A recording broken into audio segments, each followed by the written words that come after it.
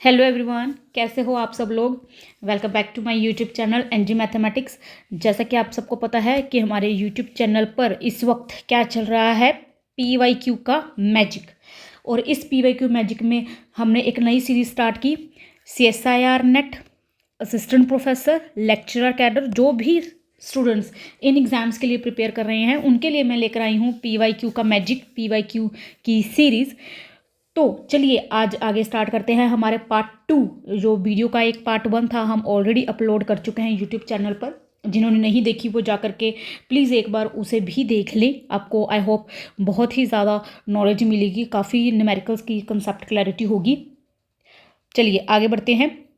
सबसे पहले तो एक बात और इस चीज़ में मैं ऐड करना चाहूँगी कि जो एस्पिरेंट्स इन एग्ज़ाम्स की CSIR नेट हो गया, असिस्टेंट प्रोफेसर या लेक्चर कैडर, इनकी तैयारी नहीं कर रहे बल्कि मास्टर कैडर, TGT, PGT ऐसे एग्ज़ाम्स की तैयारी कर रहे हैं, तो वो मेरे यूट्यूब चैनल पर एक और प्लेलिस्ट है master cadre, TGT, PGT exams की, वो चेकआउट कर सकते हैं।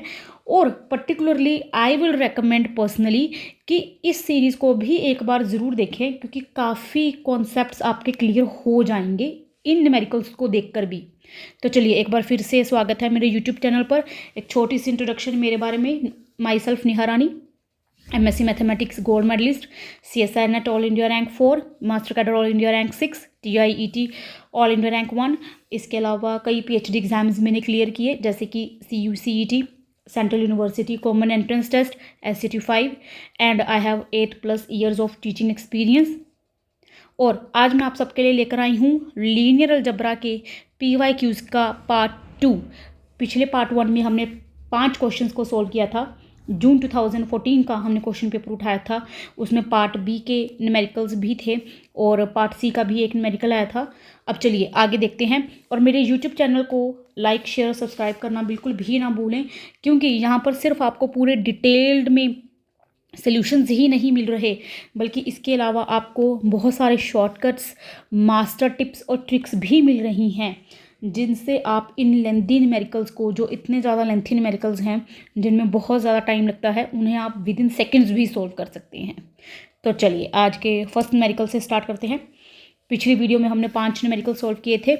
ये पार्ट C का एक और न्यूमेरिकल मैं आप सबके साथ लेकर आई हूँ, जून 2014 का क्वेश्चन पेपर, पार्ट C का न्यूमेरिकल है। एक बात और, आई होप आप सबको ये पता ही होगा, but still I would like to tell you कि पार्ट B में जो ये क्वेश्चन पेपर CSIR नेट के हमने उठाए हुए हैं, पार्ट B में एक ही ऑप्शन सही होता है, बट पार्ट C में क्या होता है कि एक ऑप्शन भी सही हो सकता है और एक से ज़्यादा ऑप्शन भी सही हो सकते हैं। आई होप ये सब आपको पता ही होगा। तो चलिए 6th क्वेश्चन क्या कह रहा है। सबसे पहले, let we denote the vector space of all polynomials over R of degree less than और equal to n। Degree less than और इक्वल टू n। जी, पॉलिनोमियल्स कौन सी ली हैं इसने, degree less than equal to n वाली ये पॉलिनोमियल्स ले रहा है, उसकी ये वेक्टर स्पेस की बात कर रहा है। मैंने आपको पहले ही बताया था, कल ही बताया था बच्चों, कि एक एक लाइन को पढ़ते जाइए और उसे लिखते जाइए कि जो आपको उसमें से काम की चीज़ मिल रही है। दोबारा दोबारा पूरा न्यूमेरिकल पढ़ने की कोई ज़रूरत नहीं है जी। ओके, ओवर R था, ओवर R, ठीक है जी। Which of the following defines a norm on V। Norm इन चारों ऑप्शंस में से 1, 2, 3, 4, इन चारों में से कौन सी नॉर्म की प्रॉपर्टीज़ को सेटिस्फाई करेगा और कौन नॉर्म की प्रॉपर्टीज़ को सेटिस्फाई नहीं करेगा। चलिए जी, सबसे पहले तो हम ये देख लेते हैं कि हमें याद है या नहीं कि नॉर्म होता क्या है। नॉर्म हमारा बेटे एक ऐसा फंक्शन होता है वेक्टर स्पेस से लेकर रियल तक। वेक्टर स्पेस चाहे कॉम्प्लेक्स वेक्टर स्पेस है, चाहे फील्ड रियल पर वेक्टर स्पेस है, पर आउटपुट हमेशा रियल में आएगी। नॉर्म की प्रॉपर्टीज़ क्या सेटिस्फाई होती हैं। सबसे पहले, नॉर्म की वैल्यू हमेशा पॉजिटिव ही आनी चाहिए, greater than equals to 0। Norm की value equals to 0 if and only if that element is equal to 0। Third, किसी भी दो वेक्टर्स का आप नॉर्म लो तो ये प्रॉपर्टी आपकी मस्ट सेटिस्फाई होनी चाहिए। Norm of P plus Q is less than equals to norm of P plus norm of Q. Fourth property, norm of किसी स्केलर को अगर आप मल्टीप्लाई करें एलिमेंट के साथ, पी एलिमेंट कौन सा है हमारा, वेक्टर स्पेस का एलिमेंट है, के एलिमेंट कौन सा है हमारा, फील्ड का एलिमेंट है, जिस फील्ड पर वो वेक्टर स्पेस वी है, तो के एलिमेंट अगर उसका लेंगे, which is quite possible, why, P plus Q is quite possible, why, because हमारे पास क्या है, एक second, because V is a vector space over field F, तो वेक्टर स्पेस के हिसाब से क्लोजर अंडर एडिशन भी होगा, इसलिए दो एलिमेंट्स का हम सम भी कर सकते हैं, और क्लोजर अंडर स्केलर मल्टीप्लिकेशन भी होगा, इसलिए हम के इंटू पी भी कर सकते हैं। Quite good. तो ये इस तरह से होना चाहिए, के इंटू पी का norm is equal to modulus of K into P norm. अगर ये चारों की चारों प्रॉपर्टीज सेटिस्फाई हो रही हैं तो हमारी वो वेक्टर स्पेस क्या बन जाएगी, नॉर्म्ड स्पेस बन जाएगी। उसको हम क्या बोल देंगे, वेक्टर स्पेस को नॉर्म्ड स्पेस बोल देंगे। ठीक है बच्चों, अब देखते हैं कि हमारा ये जो चारों ऑप्शंस उसने दी हैं, चारों ऑप्शंस इन प्रॉपर्टीज़ को सेटिस्फाई कर रही हैं या नहीं कर रही। तो चलिए सबसे पहले तो हम फर्स्ट ऑप्शन को देखते हैं। फर्स्ट ऑप्शन क्या कह रहा है कि norm of P is equals to, norm of P square is equals to P1 mod square plus up to dash Pn+1 mod square. ठीक है बच्चों, इसका मतलब मेरे पास P का नॉर्म क्या हो गया, P का नॉर्म मेरे पास हो गया, दोनों तरफ हमने स्क्वायर रूट ले लिया, ये हो गया। आई होप यहाँ तक तो सबको क्लियर है, कुछ नहीं किया हमने। हमेशा ना नॉर्म की बेटा जब भी आपको ऐसे क्वेश्चन आए तो सबसे पहले ना जो प्रॉपर्टी चेक कर लेनी चाहिए हमको, ये वाली प्रॉपर्टी चेक कर लेनी चाहिए, सेकंड प्रॉपर्टी कि norm of P is equals to zero if and only if P is equals to zero. चलिए अब इसी प्रॉपर्टी को सबसे पहले मैं आपको चेक करके बताती हूँ। यहाँ पर देखो, यहाँ पर मैं अगर पी का नॉर्म इक्वल टू ज़ीरो रखूँ तो मेरा ये सारा का सारा एलिमेंट इक्वल टू ज़ीरो, इसका मतलब P1 modulus equals to zero, P2 modulus is equals to zero up to Pn+1 is equals to zero. सारे के सारे एलिमेंट ज़ीरो हो गए मेरे। अब देखो P एक्चुअल में है क्या, P एक पॉलिनोमियल है क्योंकि उसने वेक्टर स्पेस पॉलिनोमियल्स की दी मुझे। डिग्री क्या है उसकी, less than equal to N, N या एन से छोटी डिग्री होगी।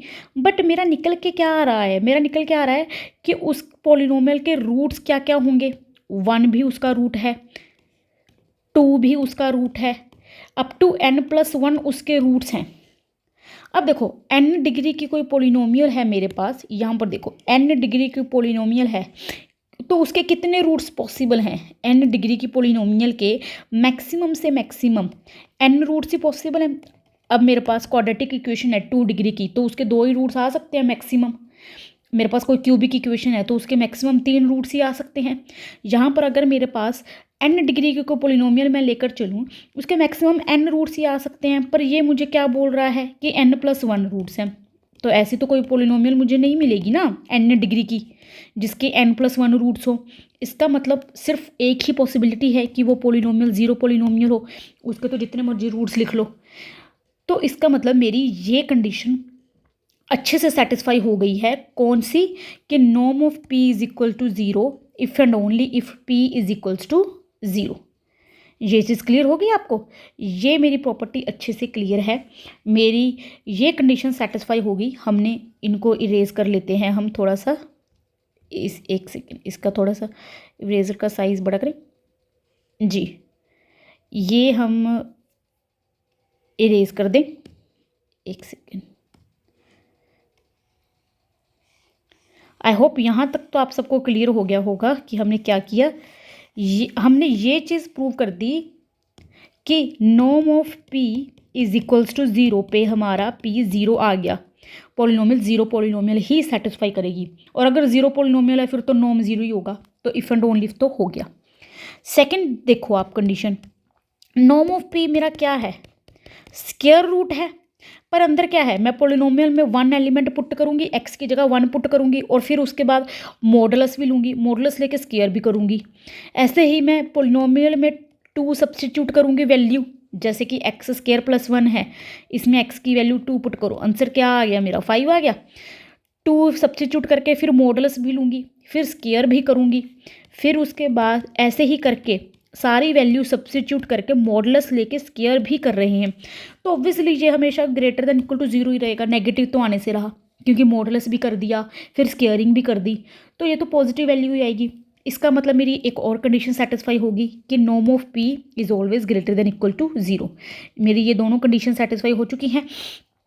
अब अगली कंडीशन देखो, अगली कंडीशन क्या थी कि norm of P plus Q, तो वो क्या आ जाएगा मेरा, square root of P plus Q, दो पोलिनोमियल्स को मैं ऐड करूँगी, उसमें वन सब्स्टिट्यूट करूँगी, फिर मॉडुलस, फिर स्क्वायर, फिर दो पोलिनोमियल्स को ऐड करके जो भी ली होंगी, टू सब्स्टिट्यूट करके मॉडुलस का स्क्वायर, अप टू दो पोलिनोमियल्स को ऐड करके P and Q. I hope आप सबको क्लियर है कि वेक्टर स्पेस पोलिनोमियल्स की है, तो पोलिनोमियल्स पे ही बात हो रही है, उसमें n प्लस वन सब्स्टिट्यूट करके फिर मॉडुलस का स्क्वायर।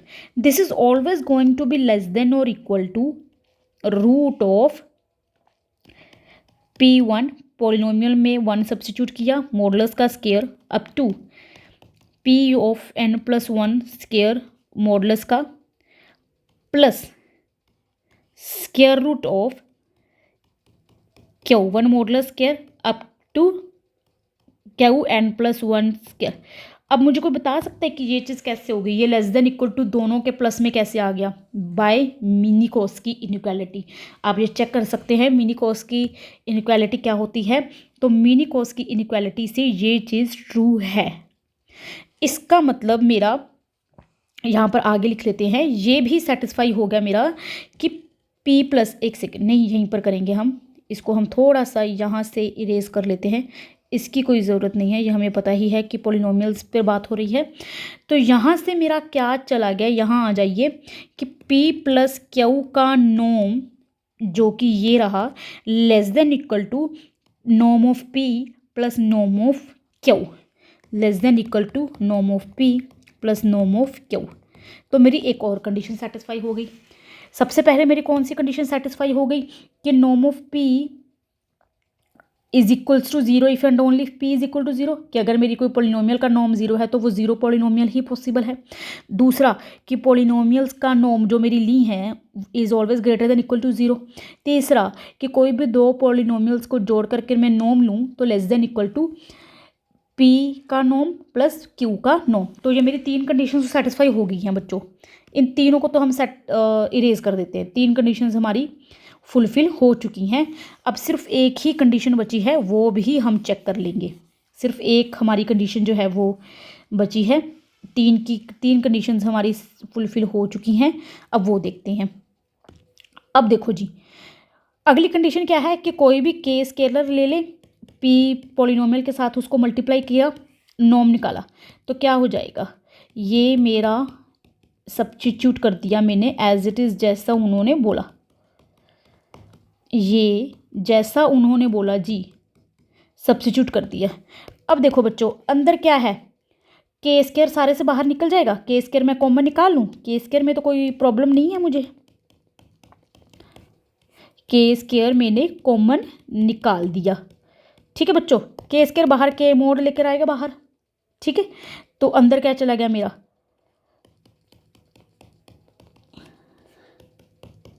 आई होप यहाँ तक आप सबको क्लियर हो गया। अब ध्यान से देखो, ये मेरा क्या है, सारा का सारा जो दिया हुआ है p का नॉर्म ही है, तो ये तो मेरा p का नॉर्म ही चला गया। तो इसका मतलब मेरी एक और कंडीशन सेटिस्फाई हो गई कि किसी भी पोलिनोमियल को मैं k से मल्टीप्लाई करके नॉर्म लूँ इज इक्वल्स टू k का मॉडुलस बाहर आ गया, पोलिनोमियल का नॉर्म बच गया। तो इसका मतलब मेरी नेक्स्ट कंडीशन भी सेटिस्फाई होगी। जो मेरी कंडीशंस गिवन थी मुझे कि norm greater than equal to zero हो, norm equal to zero if and only polynomial is equal to zero, p plus q norm less than equal to p norm plus q norm, और k into P norm is equal to k mod p norm. ये चारों की चारों conditions जो थी वो मैंने आपको सेटिस्फाई करके बताई। इसका मतलब मेरी ये जो ऑप्शन है ये बिल्कुल सही ऑप्शन है। फर्स्ट जो है ना ऑप्शन हमारी बिल्कुल सही है, ये नॉर्म की सारी प्रॉपर्टीज़ जो है वो सेटिस्फाई कर रही है। तो इसका मतलब ये तो ऑप्शन पक्का से आएगा ही आएगा। अब देखिए जी, नेक्स्ट देख लीजिए, सुप्रीमम नॉर्म दिया हुआ है। ये भी बच्चों बनेगा ही बनेगा नॉर्म। ऐसे ही आप सारी की सारी कंडीशंस जो हमने अभी चेक की ना, सारी की सारी आप चेक करके देख सकते हो, ये भी पक्का से नॉर्म बनेगा।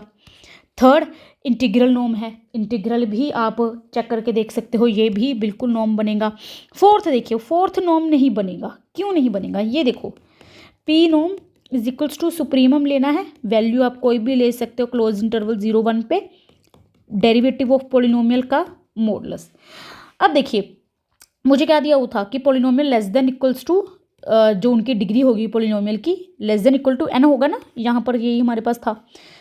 अब मुझे देखो, मैं degree less than equal to n पे बात करनी है, मैं कांस्टेंट पोलिनोमियल ले लेती हूँ,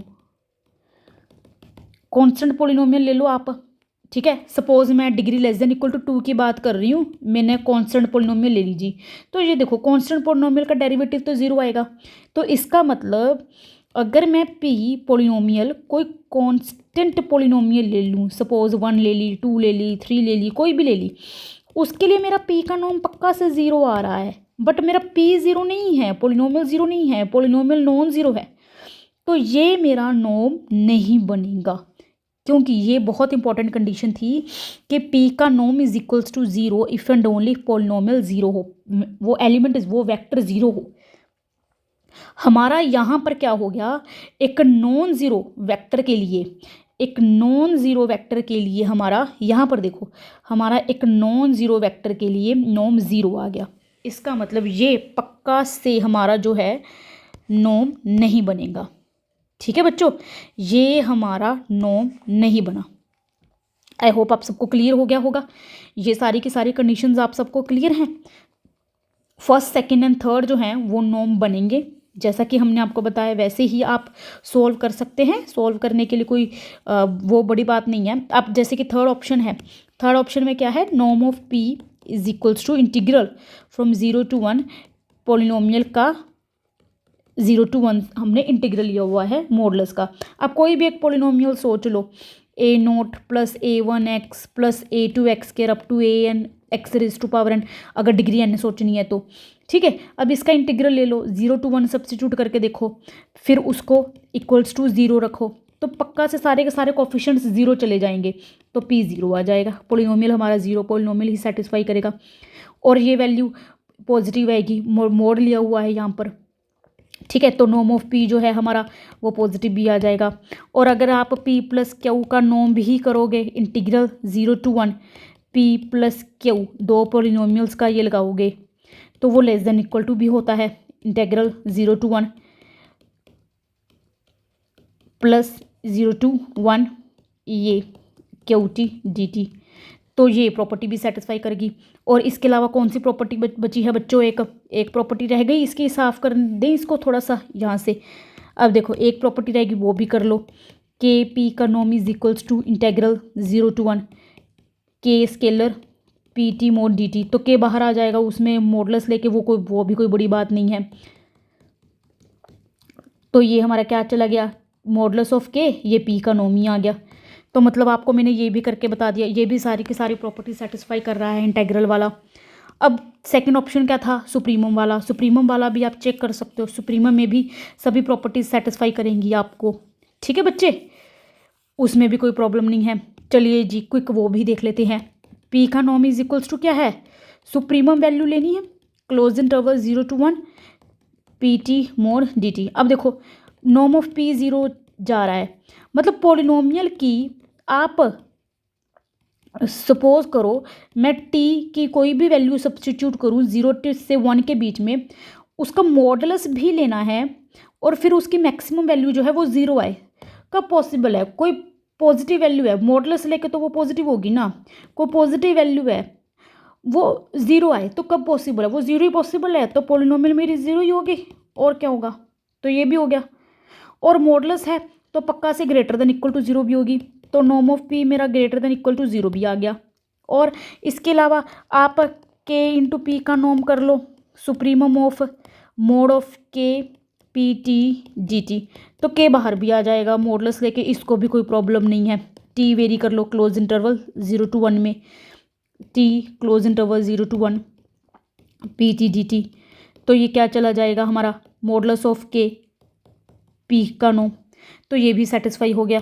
एक प्रॉपर्टी रह गई सेटिस्फाई करनी, कौन सी?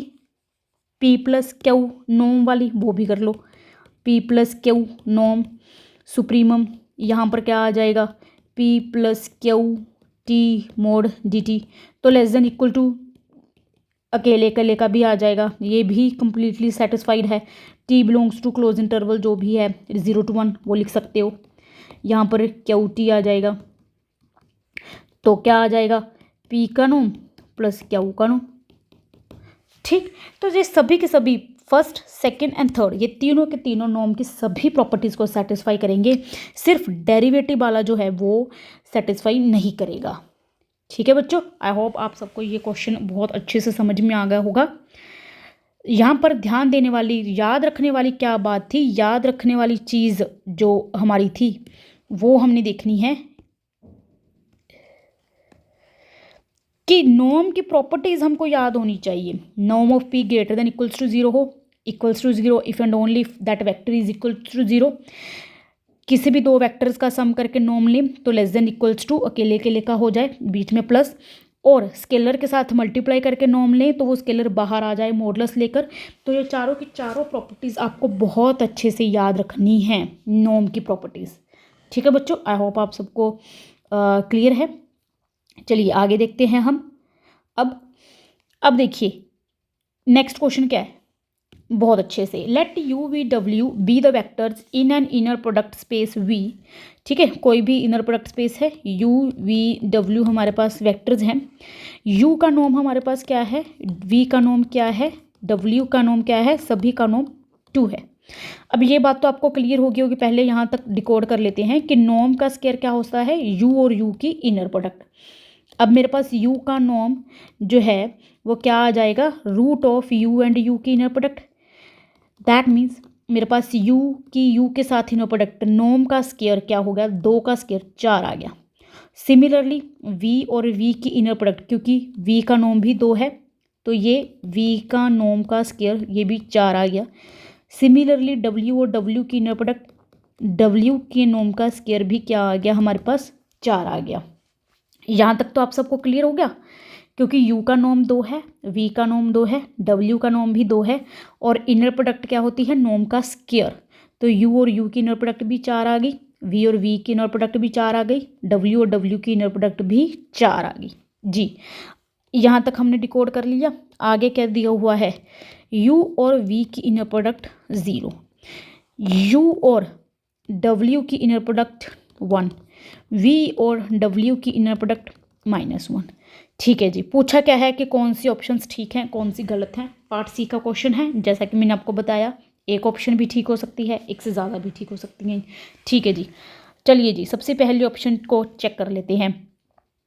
नॉर्म पूछा हुआ है किसका, w plus v minus u का। तो हम नॉर्म का स्क्वायर निकाल लें पहले, फिर स्क्वायर रूट कर देंगे आंसर को। ये क्या आ जाएगा, w plus v minus u का, w plus v minus u के साथ inner product, why, because norm का स्क्वायर इज इक्वल्स टू ये। इसको हम हाईलाइट भी करके रख देते हैं यहाँ पर, ये चीज़। ठीक है राजे, तो अब देखिए यहाँ पर इनर प्रोडक्ट कैसे खोलेंगे हम, पहले w की w के साथ इनर प्रोडक्ट, फिर w की v के साथ इनर प्रोडक्ट, फिर w की u के साथ इनर प्रोडक्ट, फिर v की w के साथ इनर प्रोडक्ट, फिर v की v के साथ इनर प्रोडक्ट, फिर माइनस v की u के साथ, फिर u की चलेगी माइनस ऑफ u की w के साथ, माइनस ऑफ u की v के साथ, प्लस u की इनर प्रोडक्ट u के साथ। आई होप आप सबको अच्छे से क्लियर हो गया होगा। अब जस्ट वैल्यू सब्स्टिट्यूट करते हैं। w की w के साथ इनर प्रोडक्ट कहाँ गई, यहाँ रही, 4 आ गई। w की v के साथ इनर प्रोडक्ट कितनी दे रखी है, -1, माइनस w की u के साथ इनर प्रोडक्ट कितनी दे रखी है, 1, v की w के साथ इनर प्रोडक्ट कितनी दे रखी है, -1। ये आप समझ पा रहे हो कि इनर प्रोडक्ट में कोई फ़र्क नहीं है, हम रियल पर समझ कर चल रहे हैं। तो इनर प्रोडक्ट w की v के साथ या v की w के साथ सेम बात ही है। ठीक है राजे, आगे v की v के साथ इनर प्रोडक्ट का आंसर 4, माइनस v की u के साथ इनर प्रोडक्ट कितनी दे रखी है, 0, u की w के साथ इनर प्रोडक्ट कितनी दे रखी है 1, माइनस u की v के साथ इनर प्रोडक्ट कितनी दे रखी है 0, प्लस u की u के साथ इनर प्रोडक्ट कितनी दे रखी है 4। चलिए जी, अब हम यहाँ पर निकाल कर देखते हैं कि क्या निकल कर आया हमारा। माइनस एक ये और ये और ये और ये और ये और ये तो सब कैंसिल हो गए, 4 और 4 8 बचा जी। ये हमारे पास क्या था, ध्यान से देखिए, नॉर्म का स्क्वायर था, 8 आ गया। तो इसका मतलब मेरा w plus v minus u का नॉर्म दोनों तरफ स्क्वायर रूट लेंगे, क्या आ गया √8, कितना आ गया 2√2। फर्स्ट ऑप्शन बिल्कुल सही है जी, 2√2 आंसर आ गया। आई होप आप सबको क्लियर है, सब कुछ आपकी स्क्रीन पर है। हमने क्या किया, कुछ भी नहीं किया, हमने सिर्फ और सिर्फ ये एक चीज़ जो थी हमारे पास इसका इस्तेमाल किया, नॉर्म का स्क्वायर निकाला, स्क्वायर रूट ले लिया और नॉर्म की वैल्यू हमारे पास निकल कर आ गई। आई होप आप सबको पहला ऑप्शन बिल्कुल अच्छे से क्लियर होगा कि पहला ऑप्शन हमने क्रैक कर दिया, पहला ऑप्शन हमारा बिल्कुल सही था, जो उसने दिया हुआ था जस्ट वो वैल्यूज़ हमने सब्स्टिट्यूट की और हमारा ठीक हो गया सारा का सारा क्वेश्चन। दूसरा देखिए, कौन से दो वेक्टर दे रखे हैं 1/2u एंड 1/2v। कहते हैं जो ऑर्थोनॉर्मल है, बेसिस का बाद में देखते हैं, पहले ऑर्थोनॉर्मल प्रूव करो जी। ऑर्थोनॉर्मल का मतलब क्या है कि आपस में जब एक दूसरे के साथ इनर प्रोडक्ट करो तो आंसर 0 आना चाहिए। देखते हैं, 1/2 पहले से बाहर आ गया, 1/2 पिछले से, तो 1/4 हो गया। u और v की इनर प्रोडक्ट, u और v की इनर प्रोडक्ट तो 0 दे रखी है, तो 0 आ गया, आपस में तो इनर प्रोडक्ट 0 आ गई। अब ऑर्थोनॉर्मल के लिए खुद के साथ इनर प्रोडक्ट 1 आनी चाहिए हर एक वेक्टर की, तो खुद के साथ भी देख लेते हैं कि इन दोनों की खुद के साथ क्या आ रही है। हाँ जी, 1/2 दोनों में से बाहर, अंदर u की u से इनर प्रोडक्ट वो कितनी दे रखी है 4, तो 1/4 × 4 1 आ गया। यहाँ पर 1/4 बाहर, v की v के साथ इनर प्रोडक्ट वो भी कितनी दे रखी है 4, तो सब्स्टिट्यूट कर दी हमने, 1 आ गया। तो खुद के साथ तो दोनों वेक्टर्स की इनर प्रोडक्ट 1 है, आपस में इनर प्रोडक्ट 0 है, इसका मतलब पक्का से जो ऑर्थोनॉर्मल तो हैं। अब orthonormal set is always linearly independent. अब ये मेरा लीनियरली इंडिपेंडेंट सेट हो गया दो वेक्टर्स का, तो इसका मतलब कोई भी वेक्टर स्पेस हो जिसकी डायमेंशन 2 है उसके लिए ये बेसिस का काम करेगा।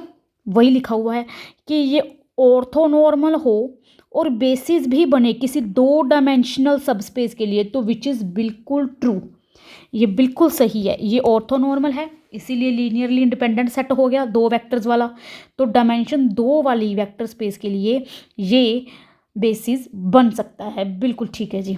चलिए जी, हमारा ये ऑप्शन भी अच्छे से क्लियर हो गया होगा।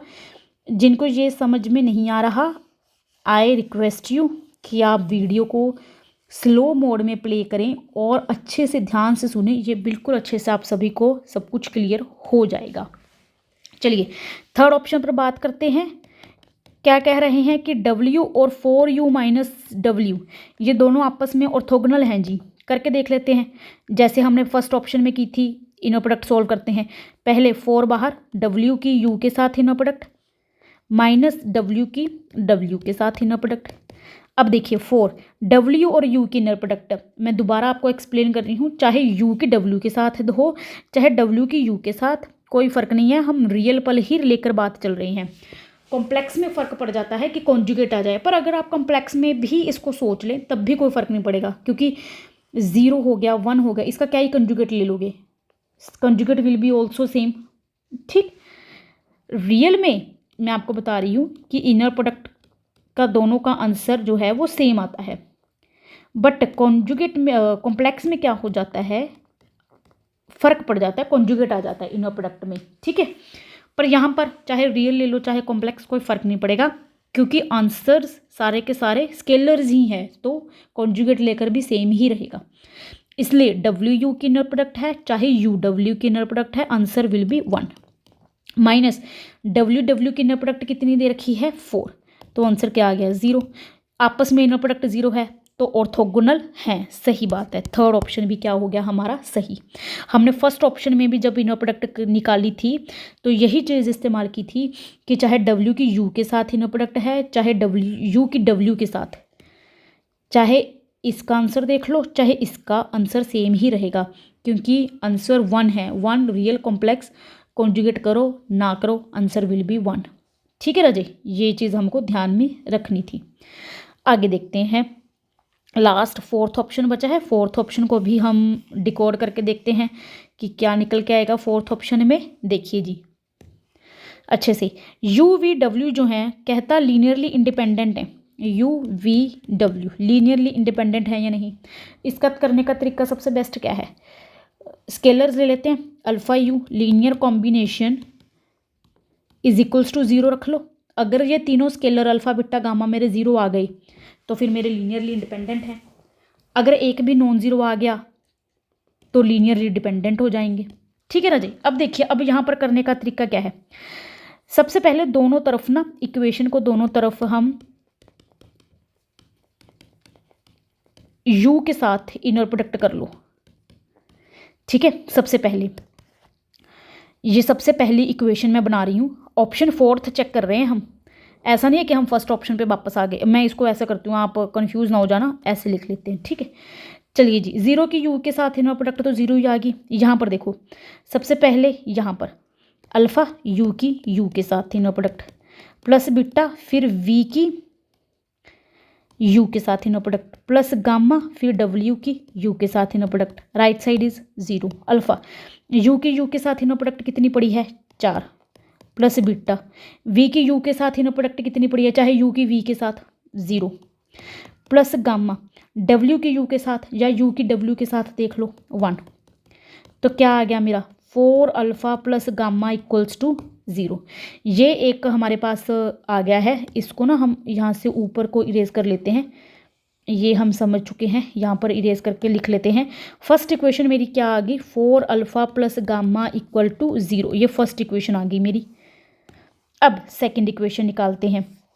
सेकंड इक्वेशन कैसे निकालेंगे, ये जो हमने इक्वेशन बनाई थी ना alpha you plus beta V plus gamma W, अब इसकी वी के साथ ही इनर प्रोडक्ट ले लो दोनों तरफ। राइट हैंड साइड तो 0 ही आ गई, 0 की वी के साथ। यहाँ पर क्या बन गया अल्फ़ा यू की वी के साथ प्लस बीटा वी की वी के साथ inner product plus gamma W की वी के साथ इनर प्रोडक्ट।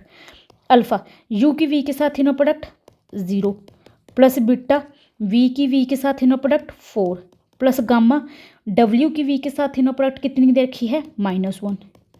तो मेरी अगली इक्वेशन क्या आ गई 4 beta minus gamma equals to 0। इसको यहाँ पर लिख लेते हैं सेकंड इक्वेशन को। अब देखिए थर्ड इक्वेशन बनाते हैं। थर्ड इक्वेशन कैसे बनाएंगे, पहले u के साथ इनर प्रोडक्ट ली थी दोनों तरफ, फिर v के साथ।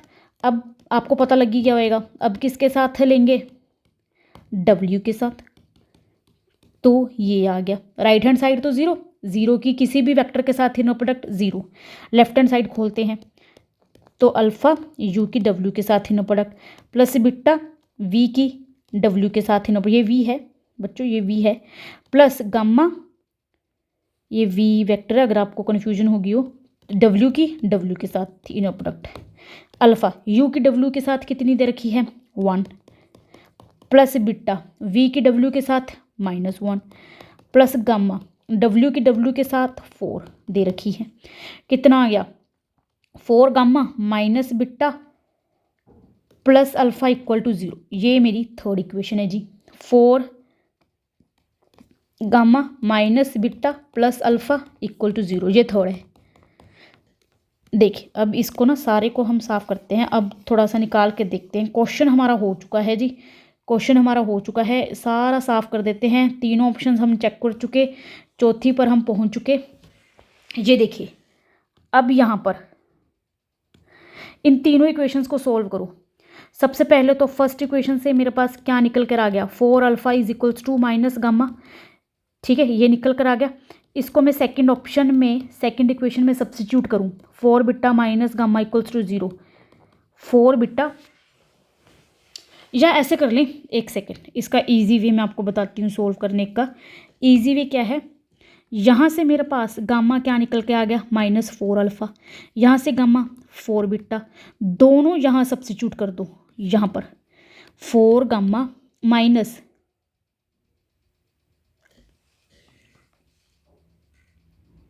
एक सेकंड, यहाँ पर हम थोड़ा सा कुछ इजी वे और भी हो सकता है, इसका और इजी वे निकालते हैं। एक सेकंड, इसका और इजी वे निकाल कर लाते हैं। ये देखो जी, अल्फ़ा की वैल्यू निकालो, बाकी सब छोड़ो, अल्फ़ा की निकालो। कितना आ गया? Minus gamma bye 4। बीटा की निकालो जी, गामा बाय 4। अब सब्स्टिट्यूट करो, वाह जी वाह। 4 गामा माइनस बीटा की वैल्यू प्लस अल्फ़ा की वैल्यू, कितना आ गया है जी? नीचे 4, 16 gamma minus is equals to 0। कितना बन गया? गामा की वैल्यू कितनी आ गई? 0 ही आ गई। अब गामा 0 है तो अल्फ़ा मेरा क्या था? माइनस गामा बाय 4, वो भी 0। बीटा क्या था? गामा बाय 4, वो भी 0। इसका मतलब लीनियर कॉम्बिनेशन इक्वल्स टू 0 लिया मैंने, और सारे के सारे स्केलर मेरे 0 आ गए। तो मेरे यू वी डब्ल्यू जो तीनों वेक्टर्स हैं वो क्या आ गए? Linearly independent. तो फोर्थ ऑप्शन भी ठीक है। लीनियरली इंडिपेंडेंट चेक करने का सबसे आसान तरीका क्या था कि linear combination is equals to 0 if and only if क्या हो, सारे के सारे स्केलर 0 आ जाएं। मैंने लीनियर कॉम्बिनेशन इक्वल्स टू 0 किया, सारे के सारे स्केलर 0। ठीक है, सारे के सारे scalar 0, linear combination 0, both sided true हो गया, लीनियरली इंडिपेंडेंट हमारा हो गया। आई होप आप सबको ये क्वेश्चन भी अच्छे से, बहुत अच्छे से समझ आ गया होगा। एक एक ऑप्शन हमने डिकोड की है आराम से। चलिए जी आगे देखते हैं। यहाँ पर नोट डाउन करने वाली हमारे पास क्या बात थी? 2-3 चीज़ें थी जहाँ पर जो नोट डाउन करने वाली थी। सबसे पहले कि किसी भी वेक्टर का नॉर्म का स्क्वायर उसकी खुद के साथ इनर प्रोडक्ट है। ठीक है जी, एक तो ये चीज़ होगी। रियल्स में क्या होता है कि इनर प्रोडक्ट जो होती है वो आप सेम ही होती है अगर आप एलिमेंट्स को एक्सचेंज कर लें, पर कॉम्प्लेक्स में क्या होता है कि कॉन्जुगेट आ जाता है। ठीक है, ये चीज़, अगर इसका आंसर ए प्लस ओटा भी तो इसका आंसर ए माइनस ओटा भी, रियल में सेम रहेगा आंसर, क्योंकि कॉन्जुगेट ही नहीं है बेसिकली। ठीक है, ये चीज़ आपको याद रखनी थी। अगली क्या बात याद रखनी है कि लीनियरली इंडिपेंडेंट हो या डिपेंडेंट हो, कैसे चेक करना है वेक्टर्स को कि लीनियर कॉम्बिनेशन इक्वल्स टू 0 रखो। अगर तो सारे स्केलर 0 आ गए तो लीनियरली इंडिपेंडेंट, अगर सारे स्केलर 0 नहीं आए, कुछ नॉन ज़ीरो आ गए, तो लीनियरली डिपेंडेंट। ये चीज़ें नोट डाउन करने वाली थी, ये सारी की सारी चीज़ें कि नॉर्म इनर प्रोडक्ट कैसे काम करता है, और लीनियरली इंडिपेंडेंट डिपेंडेंट और ऑर्थोगोनल वेक्टर्स कौन से होते हैं जिनकी आपस में इनर प्रोडक्ट 0 हो, ऑर्थोनॉर्मल कौन से होते हैं जिनकी आपस में इनर प्रोडक्ट 0 हो बट खुद के साथ, जैसे हमने यहाँ पर किया था, खुद के साथ इनर प्रोडक्ट 1 हो, आपस में इनर प्रोडक्ट 0 हो। ठीक है, एक दूसरे के साथ इनर प्रोडक्ट 0 और खुद के साथ इनर प्रोडक्ट हो 1, तो उसको हम क्या बोलते हैं? Orthonormal set. कि अगर वेक्टर्स की खुद के साथ इनर प्रोडक्ट 1 है बट किसी और के साथ 0 है, आपस में 0। ऑर्थोगोनल, एक दूसरे के साथ 0 होनी चाहिए, खुद के साथ ज़रूरी नहीं है कि 1 हो, ये चीज़। ठीक है, ज़रूरी नहीं है, आ गई तो ठीक है, नहीं आई तब भी ठीक, पर एक दूसरे के साथ पक्का से 0 हो। तो ये बातें जो थी हमारी ध्यान देने वाली थी। चलिए जी, अब हम आगे बढ़ते हैं। तो नेक्स्ट क्वेश्चन हमारे पास क्या आ गया? 8th question. ठीक है जी, ये रहा आपकी सबकी स्क्रीन पर। बट आई होप ये यहाँ तक जो था हमारे दोनों के दोनों न्यूमेरिकल्स जो थे वो आप सबको अच्छे से समझ में आ गए होंगे। यहाँ तक अगर किसी को कोई भी डाउट है तो मुझे कमेंट बॉक्स में नीचे कमेंट करके बता सकता है, और कुछ भी अगर आपको पूछना हो, चाहे आपको 7th क्वेश्चन जो था वो बहुत लेंथी क्वेश्चन था, उसमें से आपको कुछ पूछना हो, और 6th क्वेश्चन में से आपको कुछ पूछना हो, नॉर्म की प्रॉपर्टीज़, ऑर्थोगोनल इनर प्रोडक्ट, या फिर ऑर्थोगोनल ऑर्थोनॉर्मल क्या होता है, ये चारों के चारों जो थे वो नॉर्म की प्रॉपर्टीज़ को सेटिस्फाई कैसे कर गए, कुछ भी पूछना हो आप मुझे कमेंट बॉक्स में नीचे कमेंट करके ज़रूर बताएं। आज के लिए हम यहीं पर इस वीडियो को रोकते हैं, क्योंकि ये दोनों क्वेश्चंस ही बहुत ज़्यादा लेंथी थे। आई होप आप सबको बहुत अच्छे से समझ आ गए होंगे। नेक्स्ट क्वेश्चन हमारा जो है 8th क्वेश्चन, जो कि बहुत ही ज़्यादा अच्छा क्वेश्चन मुझे दिख रहा है, जॉर्डन ब्लॉक का क्वेश्चन है। ये हम नेक्स्ट वीडियो जो हम पार्ट 3 की वीडियो लेकर आएंगे उसमें हम इस चीज़ को कंटिन्यू करेंगे। आज आप 6th और 7th दोनों क्वेश्चंस को अच्छे से समझें, इनको करके देखें थ्योरेटिकली, नोटबुक्स पर नोट डाउन करें, स्क्रीनशॉट लेना हो स्क्रीनशॉट लें। Orthonormal, basis, dimension, orthogonal, linearly independent, norm, काफ़ी कुछ इस 7th क्वेश्चन ने हमको सिखाया। और इस 6th क्वेश्चन ने हमें नॉर्म की सारी प्रॉपर्टीज़ कैसे चेक करनी है ये हमें समझाई। Please do like, share and subscribe my YouTube channel. मेरी वीडियोस को बहुत ज़्यादा प्यार दें, शेयर करें, ज़्यादा से ज़्यादा लोगों को, ज़्यादा से ज़्यादा बच्चों तक पहुँचाएँ ताकि उन सबको ये क्वेश्चंस जो हैं वो समझ आ सकें। तो आज के लिए हम यहीं पर रोकते हैं। थैंक यू सो मच, आप सबका बहुत ज़्यादा स्वागत है मेरे यूट्यूब चैनल पर। आप आएँ और इन क्वेश्चंस को समझें और अटेम्प्ट करें। थैंक यू सो मच इतना प्यार देने के लिए। Like, share, comment and do subscribe the channel. मुझे कमेंट करके ज़रूर बताएं कि आपको कौन सा क्वेश्चन था जो पहले समझ में नहीं आ रहा था और अब आपको बहुत अच्छे से समझ आ रहा है। Thank you so much.